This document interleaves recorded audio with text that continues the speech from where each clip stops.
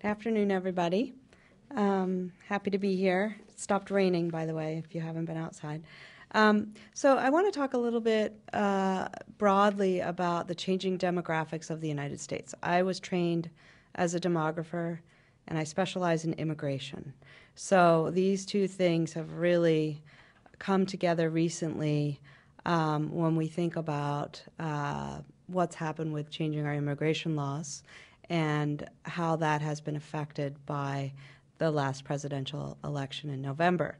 It's raised a lot of questions for people.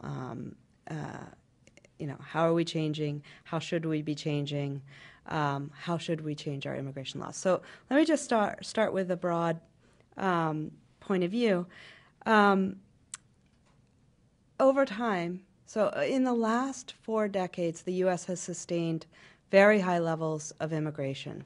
In the 20th century, this has varied somewhat. So in the early part of the 20th century, there's some classic images of immigrants from mostly European countries coming to the cities in the United States and working in factories and living in dense neighborhoods. And we can think of those images very clearly in our minds.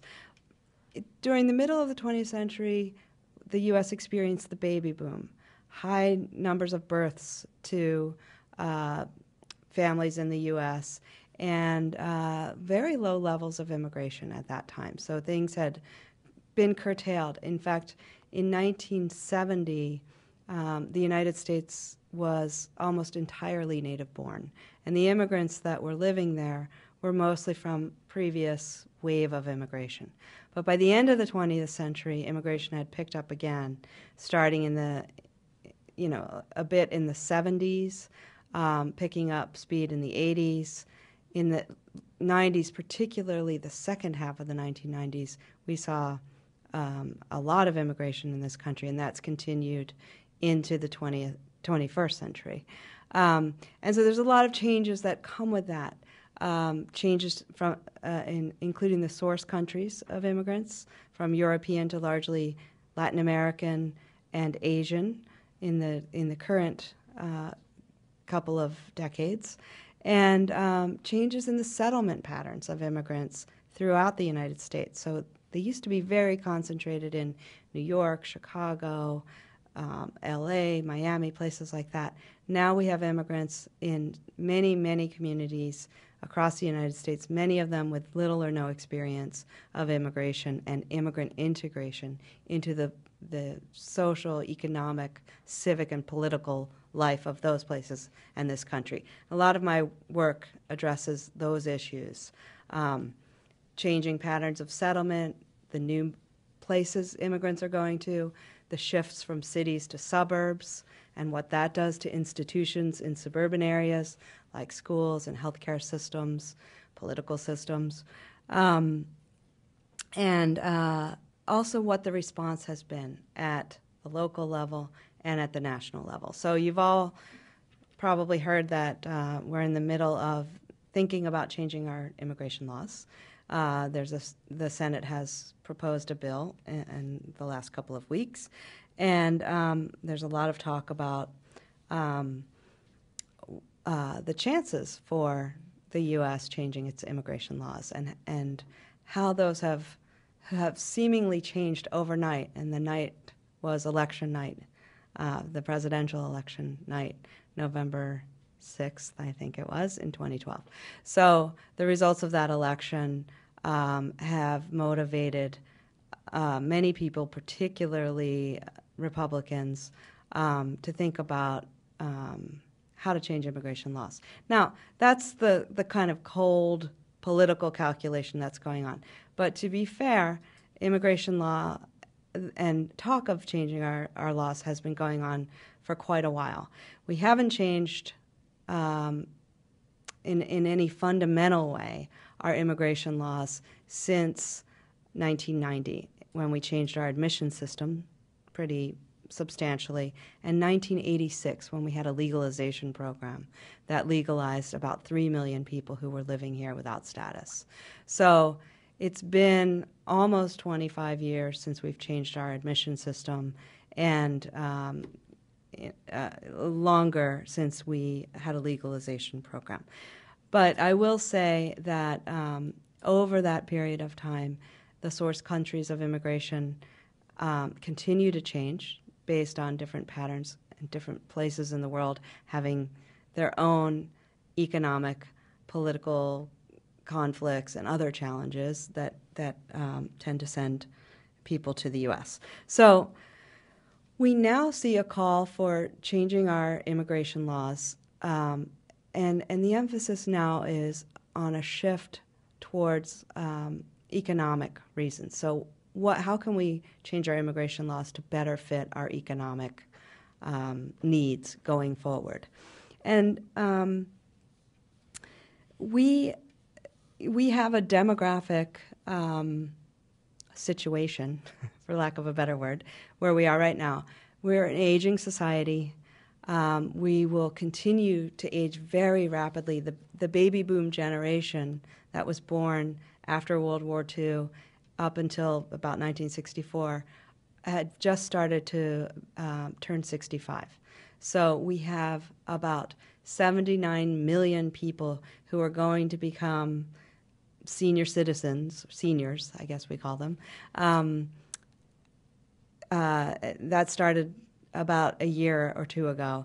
79 million coming through over the next several generations. So we're going to see our elderly population spike, which has huge implications for our labor force. At the same time, our birth rates have gone down over time since the baby boom. And the ratio of seniors to children, for example, has gone, going back to 1900, 40% of the population was under the age of 18, and only 4% were 65 and over. In 2010, 24% were children, and 13% were seniors. And so this ratio of workers to the dependent population, those two segments of the population, is getting smaller. And it's projected that by 2030, there will be 1.25 kid for every senior. So we're almost going to reach parity in those two populations. Tremendous implications for our labor force. Immigrants, by and large, come to this country to work. And so the majority of them are in the working age population. And most of them, when they have children, are having them in the United States. And those children are U.S. citizens. And that has implications for their trajectories in the United States as well. So we've got an aging population. We've got a continuance of growth in the younger population, mostly through immigration. And that has changed the composition of the United States in big ways. So in this country, for better or for worse, we have very few race and ethnic categories, but we have a lot of people that make up those categories. So we talk about white, black, Hispanic or Latino, Asian, and other groups. And embedded in Asia, for example, a huge number of source countries from East Asia, Southeast Asia, and so forth. Hispanic or Latino, that category, also encompasses many countries, many source countries to the United States, the largest one being Mexico. So, you know, when we talk about the sort of non-white population, it includes all of these strands coming together, and it includes people who were born outside of the United States and born in the United States. So you can be Hispanic and be born in the U.S., you can be Hispanic and have come from abroad. That's sort of the nature of the definitions that we use here. And the reason why I bring that up is because when we look at the projections going forward to the next generation, we use those categories to try to understand what the changing face of America will look like. knowing that these are very diverse populations in and of themselves, and knowing that those categories may be meaningless in 25 years, honestly. So we've got the demographic momentum going now. That means that within a very short period of time, this country will go from being majority white to majority non-white. And you've probably heard some of those projections. I have one on me right here that I want to make sure I mention. But it's on a piece of paper that is not directly in front of me right now.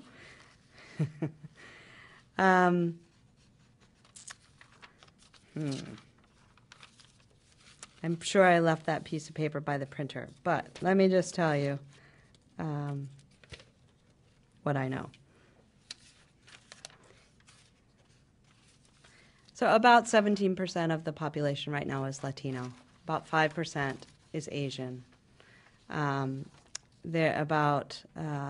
13% is Black, and the rest are white, and then there's a small proportion that are these other categories that I'm not mentioning, but the big ones are Hispanic, White, Black, Asian.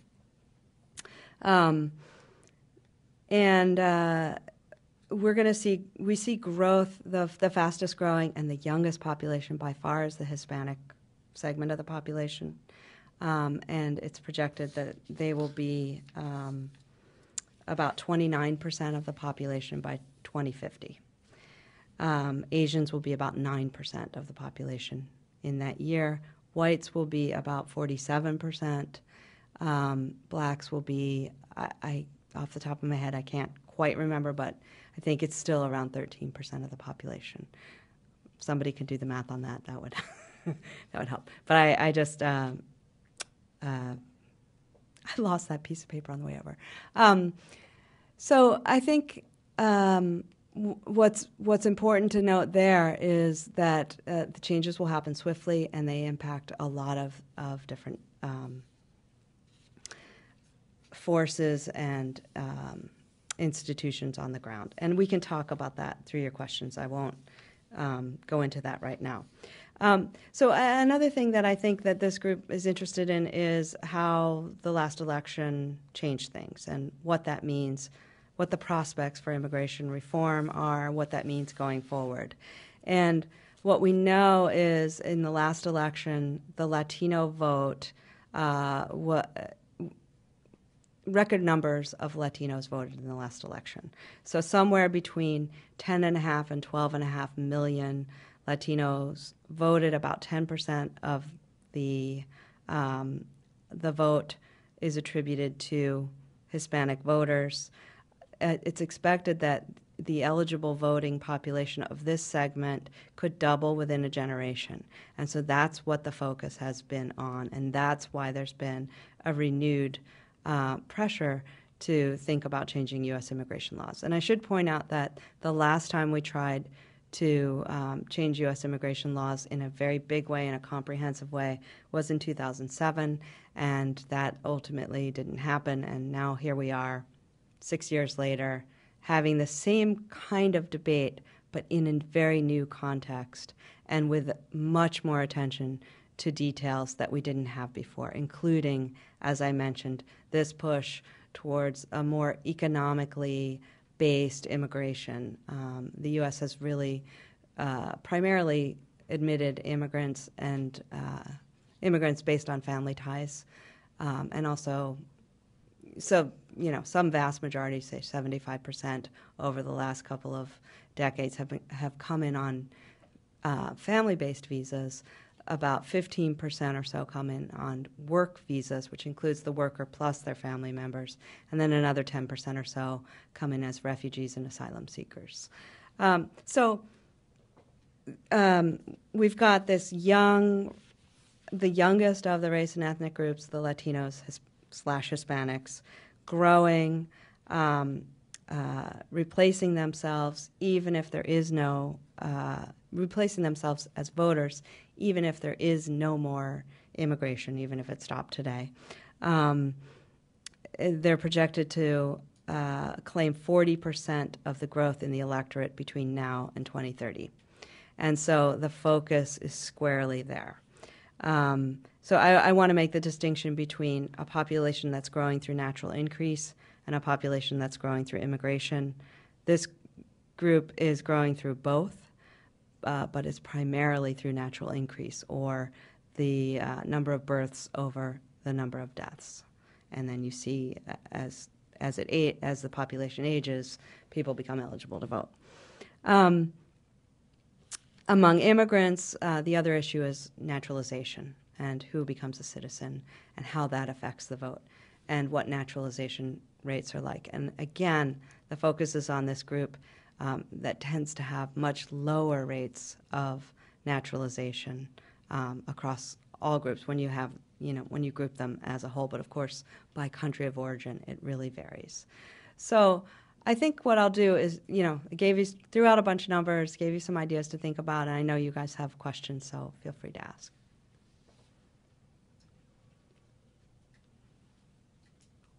My name is Jenny Ilustre of Malaya Philippine News.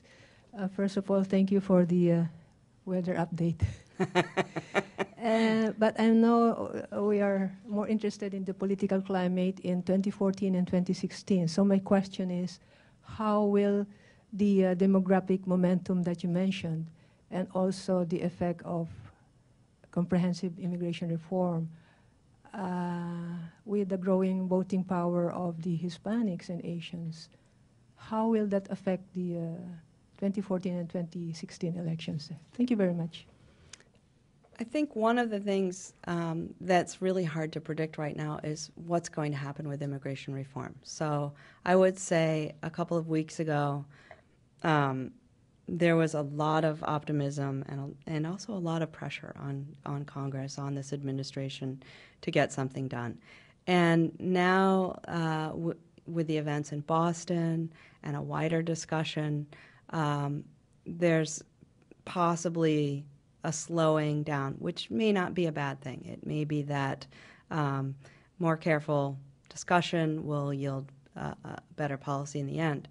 But I think there's political pressure as well to get reform done before the end of the summer or close to the end of the summer, so that it doesn't interfere with political races for the midterm elections next year. That's what the political analysts are saying. And, I think that that is certainly an important factor, especially for candidates who are in areas where there may be a swing vote or where it may be more conservative for them. So there's an issue on the ground. We don't have an evenness of the voting population. The Asian or the Latino voting population tends to be geographically concentrated in certain areas and also in certain important swing states, like we saw with the last presidential election. So I think what happens with immigration reform will determine what happens going forward to those next two elections that you mentioned. And I think, it remains to be seen what's actually going to happen over the next couple of weeks.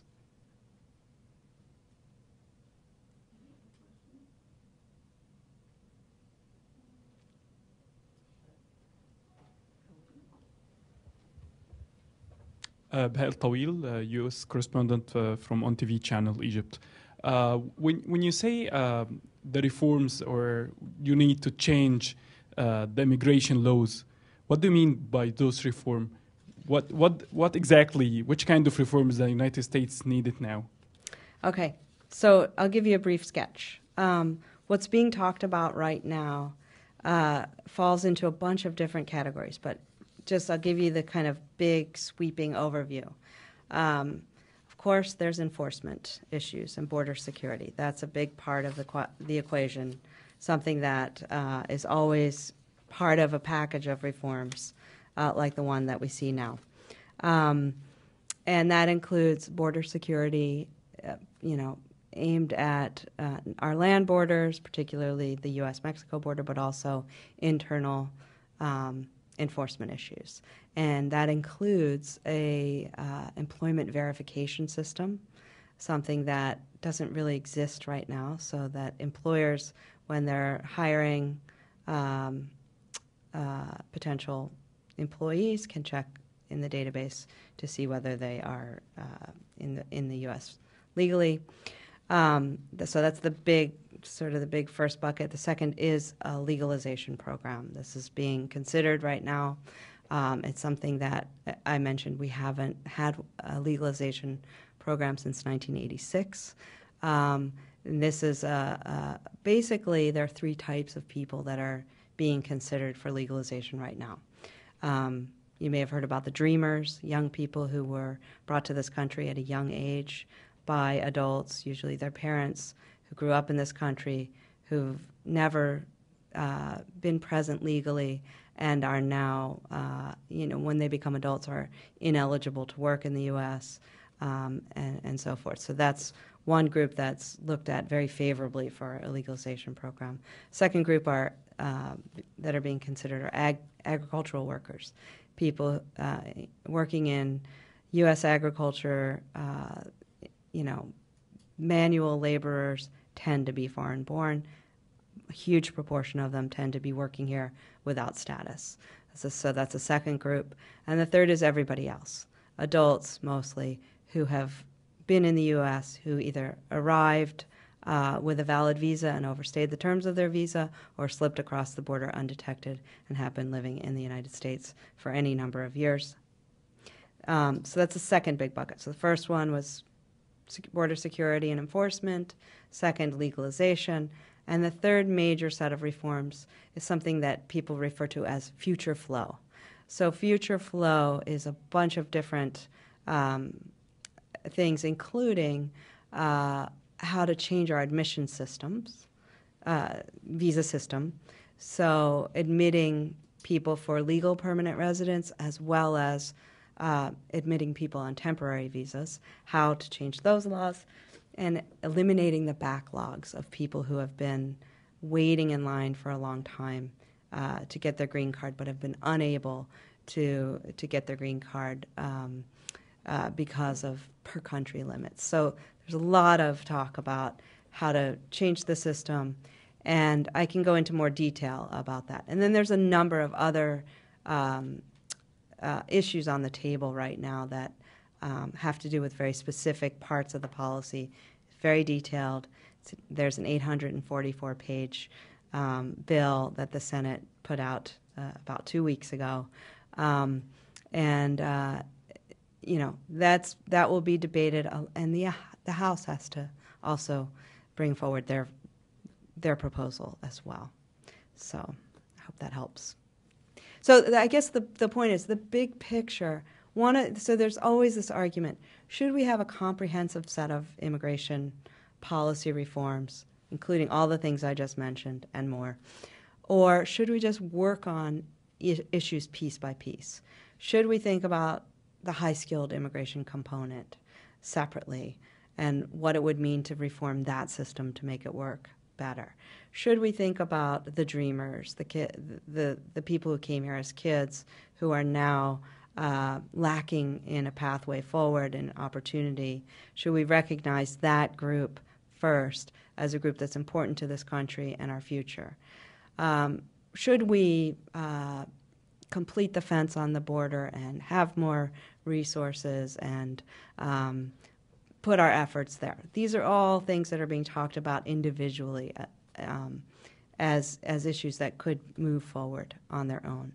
But the other side of the argument is, if we have all of these things operating, if we fix everything at once, if we reduce the ability for people to come illegally, if we reduce the incentive for employers to hire people who are not authorized to work here, if we change the system so that our visa system better fits our economy now rather than the one that it was built on in 1990 when they changed the laws, then everything working together will systematically change, in concert. So this is the trade-off. Do we have a comprehensive package that goes through, or should we work on issues item by item? And I think politically there are arguments to do it both ways.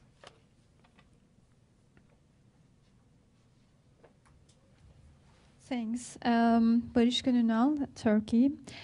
You give us numbers about the prospect of population in 2015. If the immigration law passes and illegal immigrants can be U.S. citizens, how does affect the prospect about in 2050 about the population prospect? And the second question is, you said that the immigrant countries is changing and still continues to change. And what is your projection about this in coming 10 years? And which countries will increase, seems to increase? Thanks. Thank you. So I think the first question is long term. How will the changing composition of the U.S. affect the politics? No, population. How will change the population in 2050? Because in this number, I don't think the illegal immigration included in this numbers. For example, you said that Latinos will be 9% in 2050. If, for example, immigration law passes and illegal immigrants become a U.S. citizen, how this percentage change? Okay, I understand. I think the two questions are related. And, first of all, those numbers are the ones that I was pulling out of my head. But that actually is that is the projected number, 29%. So here's how I want to answer the question. When we look at the population now and we look at 2050, we have to set a bunch of assumptions. And one of the assumptions is that immigration flows won't change that much, right? You can change, this is sort of a moderate projection of what the composition will look like, given the assumption that the flows stay the same. I don't think we can really assume that, right? So I think that gets at your second question. So the answer is, to the first one, is the people that are included in the model, and those projections come from the Pew Hispanic Center, and they have been modeling this and are very well respected. So they use the numbers that are available right now. And in those numbers are included the people that are in the U.S. not legally. And so they make a bunch of adjustments and think about what could happen in the future to change that. I think once we have reform, things are going to change. The composition is going to change, but also the way we do the projections will probably change. We'll have to tweak the numbers somewhat. So I think, given what's on the table now and what we see with comprehensive immigration reform, I think the composition of immigrants from certain countries is going to change tremendously. And when you look at what's being proposed, and I'm not saying that this is going to be law, but if it were going to be law tomorrow, we see more of an emphasis on people with skills, higher skills, and higher education degrees. And that means the source countries will probably shift to countries that are producing large numbers of people who have a bachelor's degree or more, who have certain sets of skills that fit better with those policies.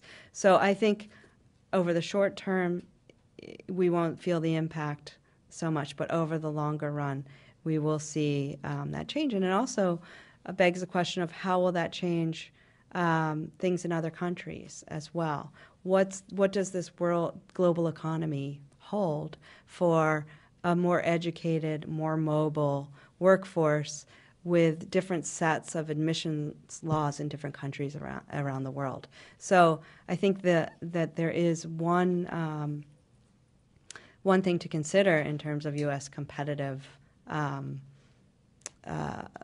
position in the world economy, and that's one of the reasons why there's an emphasis on shifting towards higher skilled and more economic-based visas right now. Thank you. Maria Garcia with Notimex.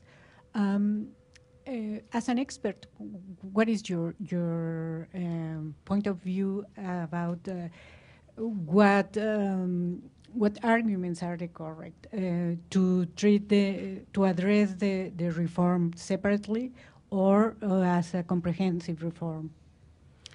Are you asking what I think, or what the arguments are? No. As an expert, what would be your opinion? I think we should try to go for comprehensive, because I think it holds everything together. I think it's very difficult to do. I think we're up against a serious challenge. And if that fails, then we have to go the other route. But I think the advantages are that politically you can strike a balance, and, there will be bargaining chips, there will be things that are lost and things that are gained through that. But it allows us to be thoughtful in a big picture way. One of the main things that I would like to see, if we do have a comprehensive set of reforms, is the ability for the system to be more flexible. And that's one of the things that we presently do not have. We don't have a way of changing the number and type of visa that, on an annual basis. We don't have a way of changing, the kinds of requirements for coming into this country.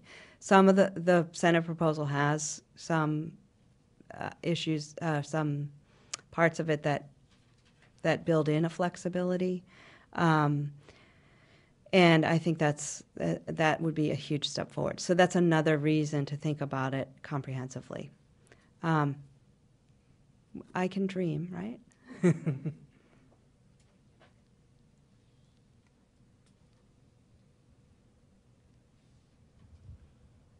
Hi, William Marsden from Post Media News in Canada.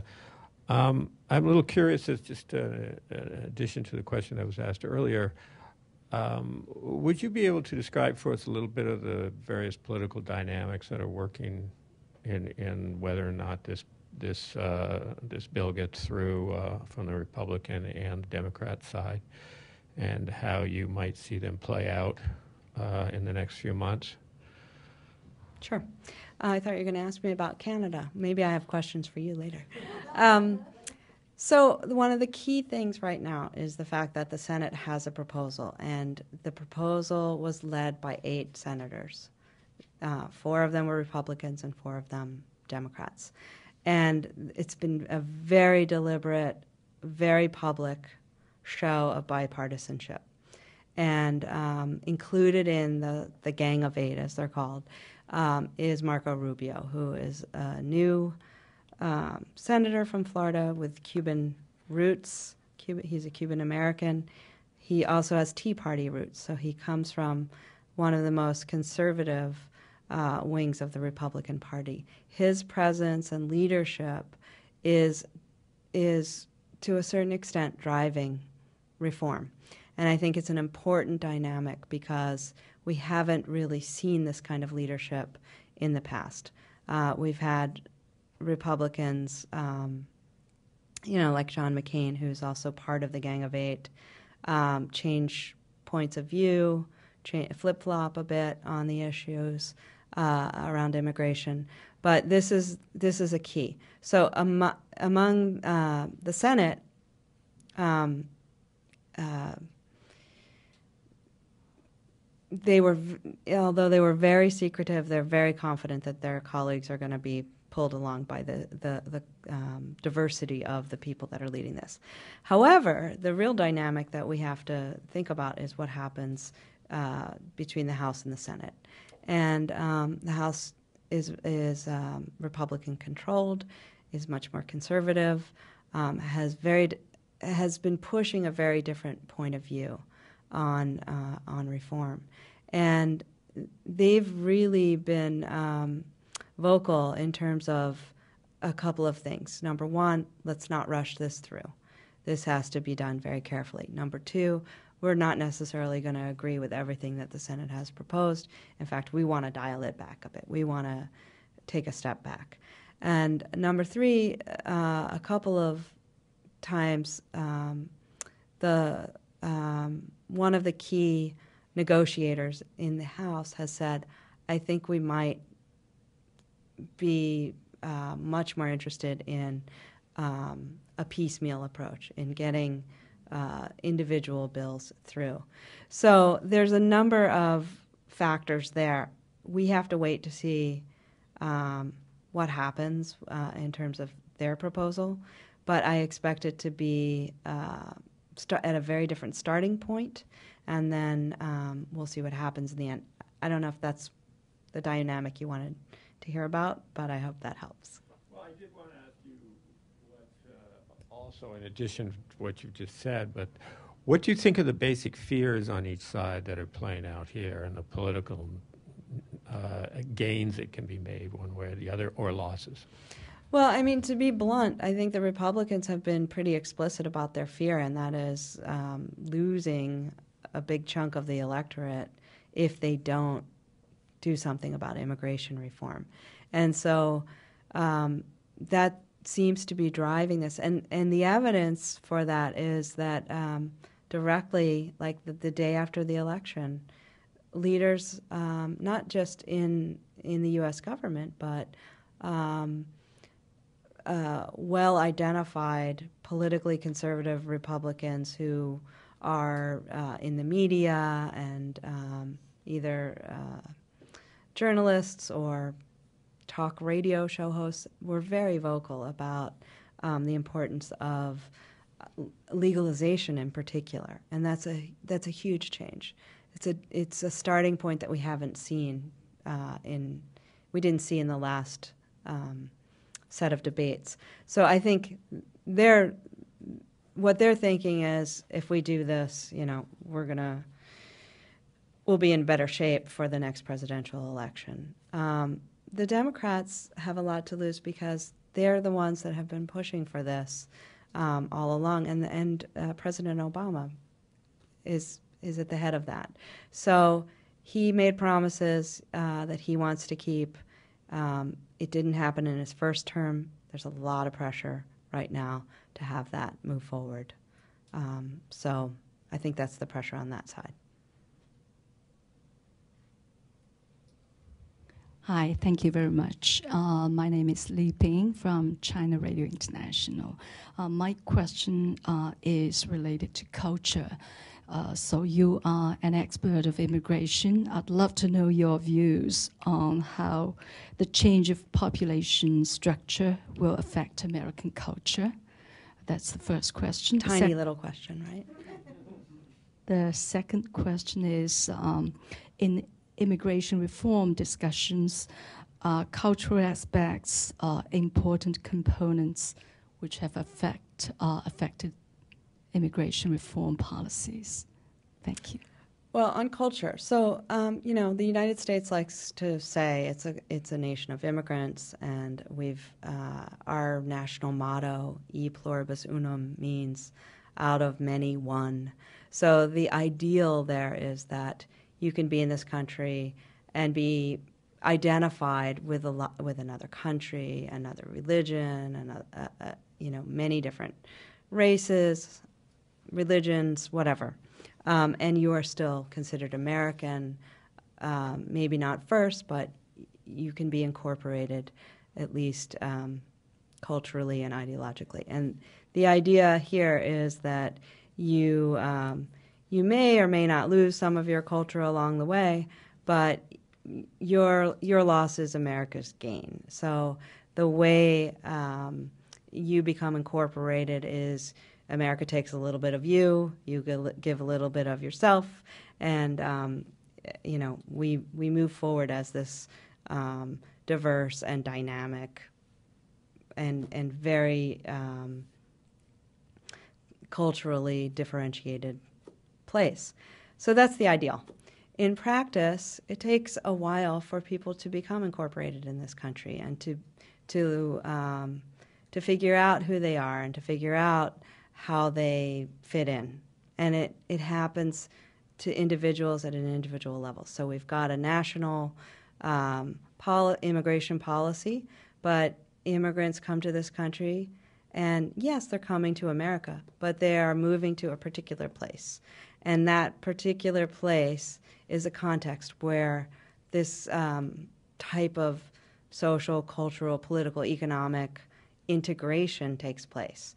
And so all of this integration happens at the local level, I would argue. And in fact, that's what a lot of my work looks at. What happens in localities when immigrants come? How do things change? How do local governments and schools and hospitals and religious congregations change as a result of immigration? How does that change immigrants? How does it change neighborhoods, schools, all that stuff? So I think, it's an imperfect but open kind of interpretation culturally. It's not without conflict. In fact, where you see very fast growing immigrant populations, that's often where you see conflict. It's not necessarily how big of a group is coming in or how diverse of a group. It's usually how fast it's happening. And so I like to think about that as it's the pace, not the base. That's my bumper sticker for you. So it's, how fast is this changing and how quickly can people, including the immigrants themselves, adapt? And what's interesting about the proposed legislation that just came out is there's a whole section on immigrant integration.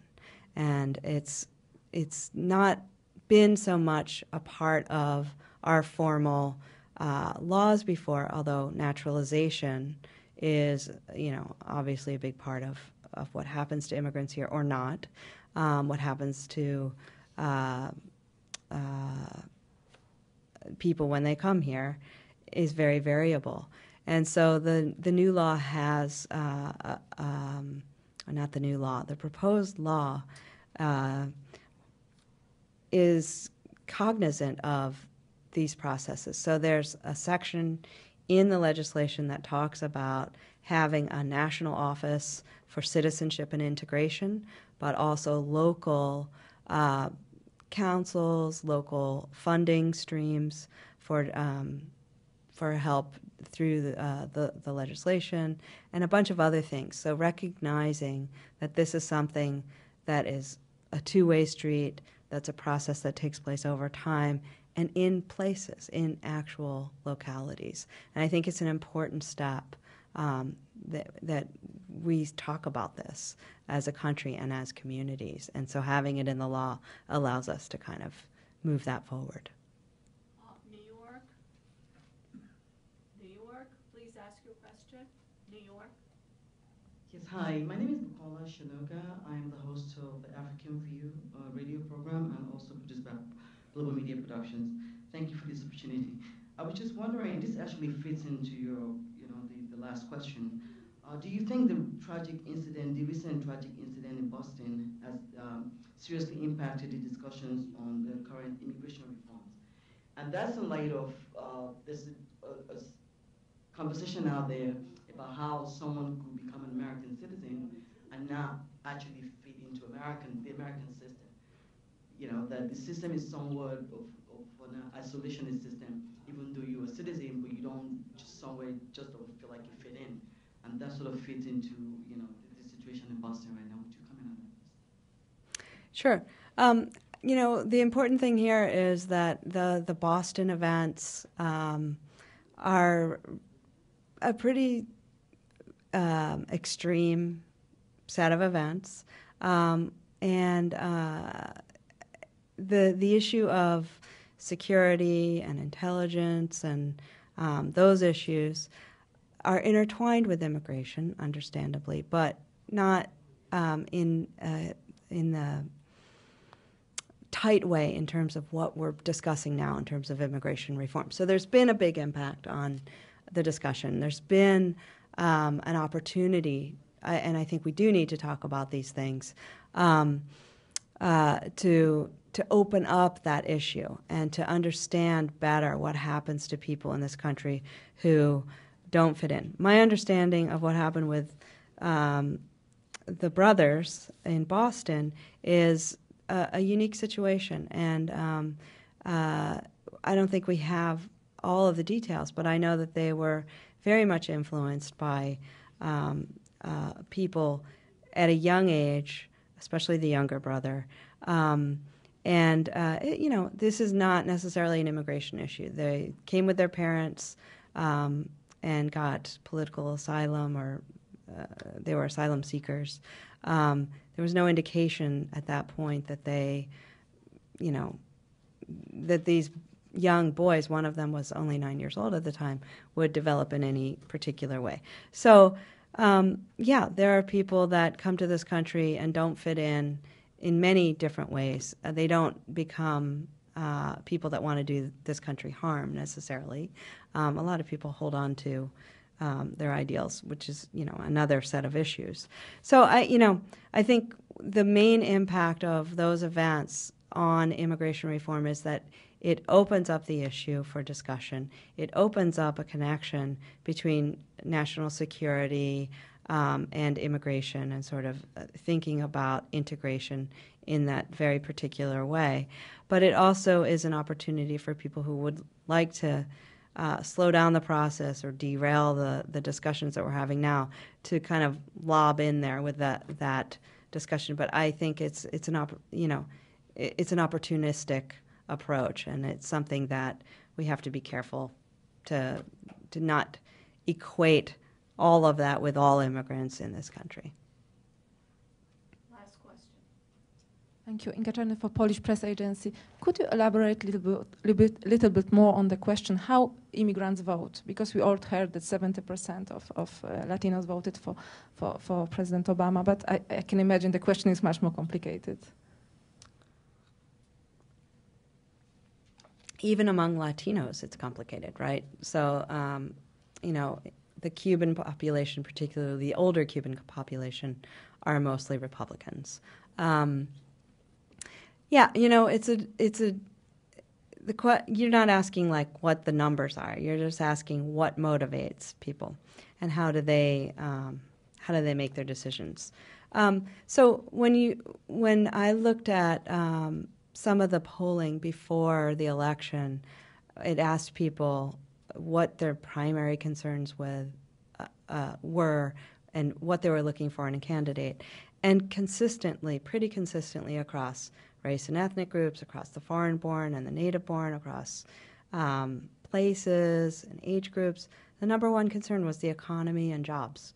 And it seems like that is very consistent when you think about immigrants, because most of them are coming here to work, for better life for their children, the next generation, and all of that. I think to think about immigrants as a voting bloc is wrong. Very different interests underlie different groups, but even among groups, I think age is a really big determining factor, and younger people tend to look more like younger people who were born in the United States, regardless of where they came from. So, it's a diversity of experiences that move people. And, the other thing we haven't really talked about is naturalization rates. And they really vary by country of origin and length of time in the United States and distance from home country. It's also related to motivations for coming to the U.S. Refugees have higher rates of naturalization, which may or may not translate into voting. So there's a complex process here in terms of how people get the vote. to vote. Okay, thank you.